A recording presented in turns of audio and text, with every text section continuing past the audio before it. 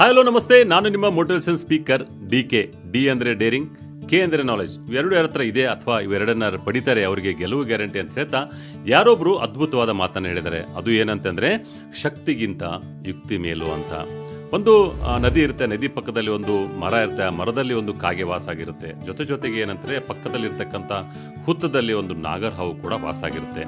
ಇಬ್ಬರು ಕೂಡ ಅಣ್ಣನಾಗಿ ಫ್ರೆಂಡ್ಸ್ ಇರ್ತಾರೆ. ಅದೇನೋ ಗೊತ್ತಿಲ್ಲ, ಯಾರ ವಕ್ರದೃಷ್ಟಿ ಗೊತ್ತಿಲ್ಲ, ಇಬ್ಬರು ಕೂಡ ಗಲಾಟೆ ಆಗುತ್ತೆ. ಗಲಾಟೆ ಆದಮೇಲೆ ಏನಂತಂದರೆ ಆ ಸರ್ಪ ಇದೆಯಲ್ಲ, ಆ ಕಾಗೆ ಇಟ್ಟಂಥ ಮೊಟ್ಟೆಗಳನ್ನು ಏನಂತಾರೆ ದಿನಾಲು ಒಡೆಯಕ್ಕೆ ಸ್ಟಾರ್ಟ್ ಮಾಡುತ್ತೆ.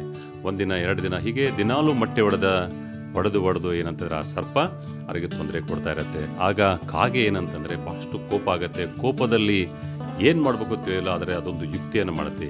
ಏನು ಅಂತಂದರೆ ಆ ನದಿ ಪಕ್ಕದಲ್ಲಿ ಇರ್ತಕ್ಕಂಥ ಏನು ರಾಜ್ಕುಮಾರಿ ಅಲ್ಲಿ ಒಂದು ನದಿಗೆ ಸ್ನಾನ ಮಾಡೋಕ್ಕೆ ಬರ್ತಾರೆ. ರಾಜ್ಕುಮಾರಿ ಸ್ನಾನ ಮಾಡೋಕ್ಕೆ ಬಂದ ತನ್ನ ಆಭರಣಗಳನ್ನು, ಒಡವೆಗಳನ್ನು, ಮುತ್ತು ರತ್ನಗಳನ್ನು, ಮುತ್ತಿನ ಹಾರನ್ನು ಅಲ್ಲಿಟ್ಟು ಸ್ನಾನ ಮಾಡ್ತಾ ಇರ್ತಾರೆ.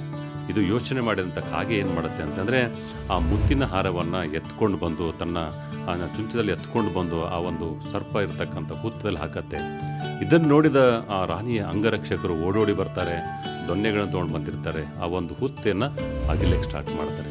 ಯಾವಾಗ ಹುತ್ತವನ್ನು ಅಗಿತಾ ಇರ್ತಾರೆ, ಆವಾಗ ಹಾವು ಏನಂತಂದರೆ ಸರ್ಪ ಮೇಲಕ್ಕೆದ್ದು ಹಿಡಿಯನ್ನ ಎತ್ತತ್ತೆ. ಆವಾಗ ಅಲ್ಲಿರ್ತಕ್ಕಂಥ ಅಂಗರಕ್ಷಕ ಸರ್ಪವನ್ನು ಹೊಡೆದು ಆ ಮುತ್ತಿನ ಹಾರವನ್ನು ತಂದ ಆ ರಾಣಿಯರಿಗೆ ಕೊಡ್ತಾರೆ.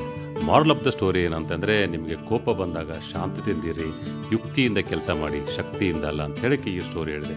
ಮತ್ತೊಂದು ವಿಶೇಷವಾದ ಸ್ಟೋರಿಗೆ ಮತ್ತೆ ಭೇಟಿಯಾಗೋಣ. ಅಲ್ಲಿವರೆಗೆ ನಿಮ್ಮ ಆಹಾರ ಔಷಧಿಯಾಗಿರಲಿ, ನಿಮ್ಮ ಆರೋಗ್ಯ ಉತ್ತಮವಾಗಿರಲಿ ಅಂತ ಹೇಳ್ತಾ ಟೇಕ್ ಕೇರ್. ನಮಸ್ಕಾರ.